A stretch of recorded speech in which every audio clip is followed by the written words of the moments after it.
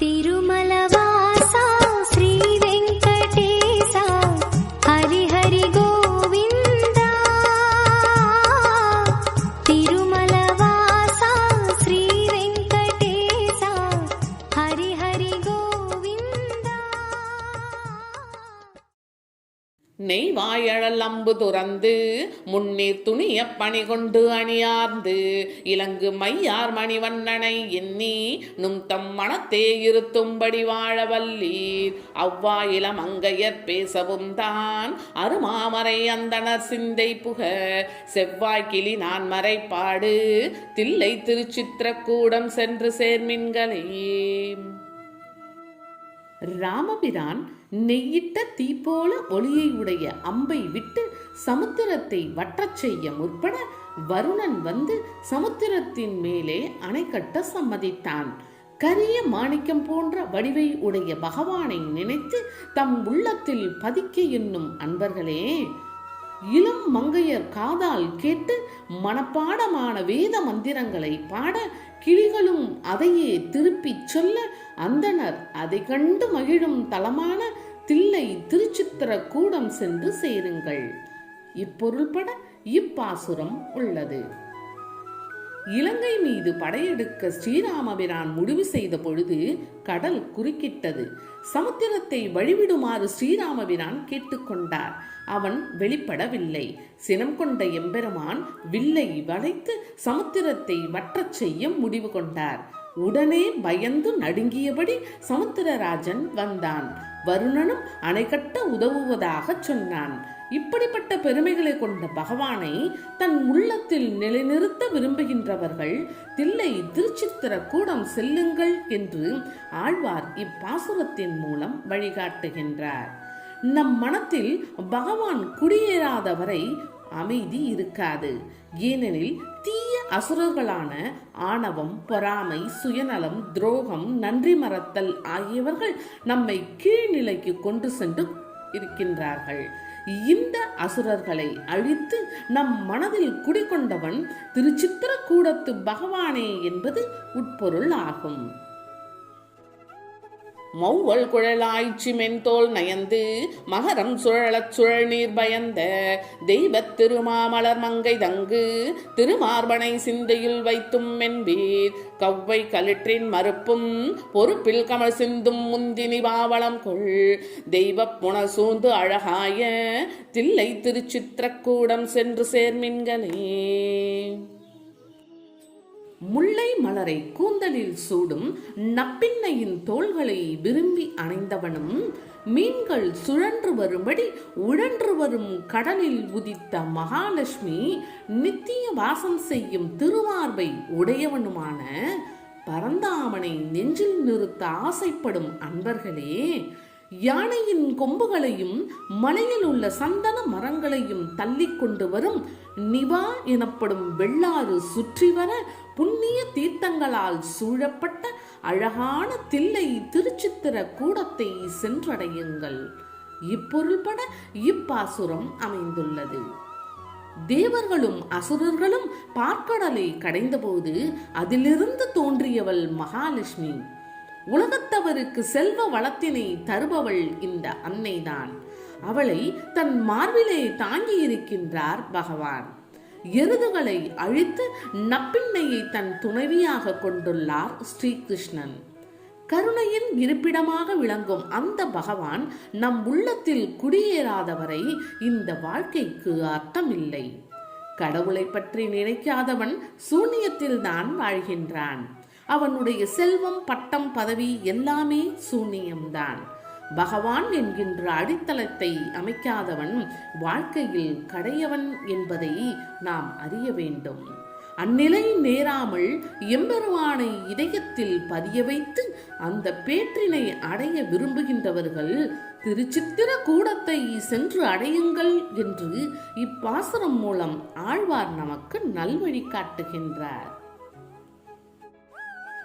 மாவாயின் அங்கம் மதியாது கீறி மழைமா முதுகுன்று எடுத்து ஆயர் தங்கள் கோவாய் நிறைமேய்த்து உலகுண்ட மாயன் குறைமா கழல் கூடும் குறிப்புடையீர் 3000 நான்மறையாளர் நாளும் முறையால் வணங்க அணங்கு ஆய சோதி தேவாதி தேவன் திகழ்கின்ற தில்லை திருச்சித்திரக்கூடம் சென்று சேர்மின்களே. குதிரை வடிவில் வந்த கேசிகாசுரனை பிளந்து அழித்தவன், இந்திரன் பெய்வித்த பெருமழைக்காக கோவர்த்தனகிரியை குடையாக பிடித்தவன், யாதவர்களின் தலைவனாய் பசுக்களை மேய்த்தவன், உலகங்களை உண்ட மாயன்.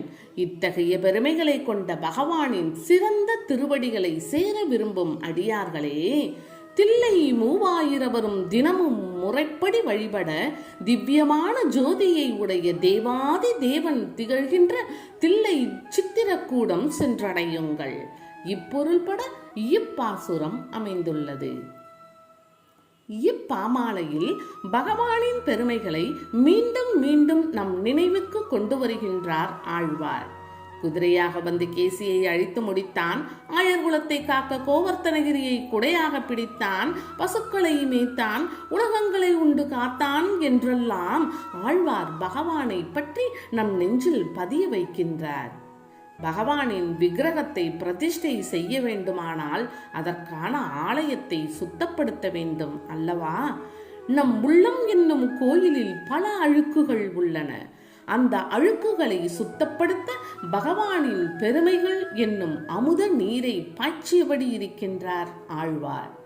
பகவானின் இந்த பெருமைகளை லட்சம் அல்ல கோடி முறை சொன்னாலும் அது நன்மைதான். அத்தகைய பெருமைகள் கொண்ட பெருமானை இதயத்தில் நிறுத்த விரும்புகின்றவர்கள் திருச்சித்திரக்கூடம் சென்றடையுங்கள் என்று இப்பாசுரத்தின் மூலம் ஆழ்வார் நல்வழி காட்டுகின்றார்.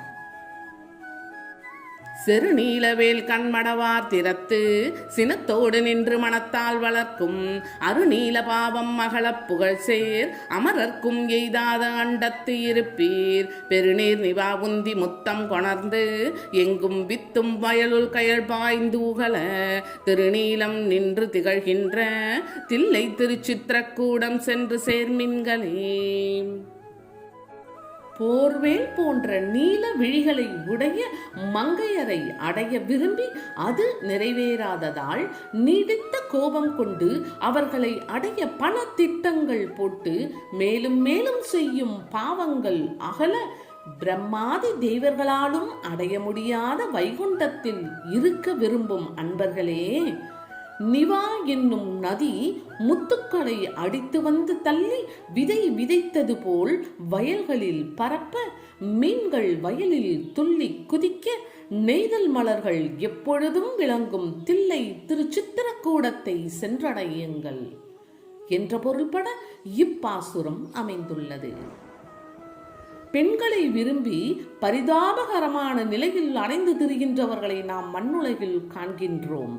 பெண்களை அடைய விரும்பி பல சாகசங்களை செய்தும் அது நிறைவேறாத பட்சத்தில் பல திட்டங்களை போட்டு பாவ மூட்டைகளை மேலும் மேலும் அதிகரித்துக் கொண்டே போகின்றவர்களை நாம் காண்கின்றோம். இந்த பாவ மூட்டைகள் விளக்கப்பட்டாலே அன்றி மேலான கதியினை அடைய முடியாது. இந்த பாவ மூட்டைகள் தானாக விலகாது. பகவானின் திருக்கருணையின்றி இது நிறைவேறாது. நீங்கள் தவங்கள் செய்து உடலை வருத்த வேண்டாம். வேத மந்திரங்கள் உச்சரித்து யாகங்கள் பல செய்ய வேண்டாம். தில்லை திருச்சித்திரக்கூடத்திற்கு சென்று எம்பெருமானை தரிசனம் செய்தாலே போதும் என்று ஆழ்வார் இப்பாசுரத்தின் வாயிலாக நல்வழி காட்டுகின்றார். சீரார் பொழில் சூழ்ந்து அழகாய தில்லை திருச்சித்திரக்கூடத்து உரை செங்கன்மாளுக்கு ஆராத உள்ளத்தவர் கேட்டு உவப்ப அலை நீர் உலகுக்கு அருளே புரியும் காரார் புயல் கை கலிகன்றி குன்றா ஒளி மாலை ஓர் 9 ஒன்றும் வல்லார் பாரார் உலகம் அளந்தான் அடிக்கீழ் பலகாலம் நிற்கும்படி வாழ்வர்தாமே.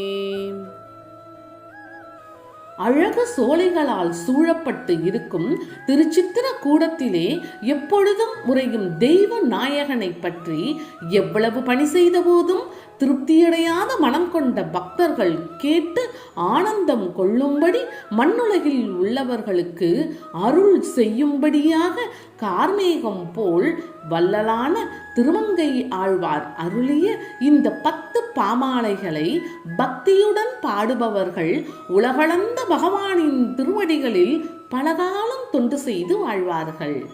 இப்பொருள்பட இப்பாசுரம் அமைந்துள்ளது.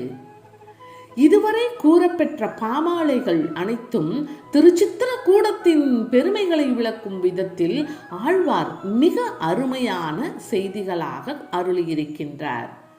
நீங்கள் கானகம் சென்று கடுந்தவம் இயற்ற வேண்டியது இல்லை, யாகங்கள் செய்ய வேண்டியது இல்லை, பாவமூட்டைகள் அகல கடும் பிரயத்தனங்கள் செய்ய வேண்டியது இல்லை. பகவானின் திருவடிகளை நீங்கள் அடைய விரும்பினால் தில்லை திருச்சித்திரக்கூடத்திற்கு சென்று பகவானை தரிசனம் செய்யுங்கள், அது போதும் என்று மிக எளிமையான வழியை ஆழ்வார் காட்டியிருக்கின்றார். இந்த அற்புத செய்திகளை உலகத்தவருக்கு அருள் நெஞ்சத்துடன் ஆழ்வார் தருகின்றார்.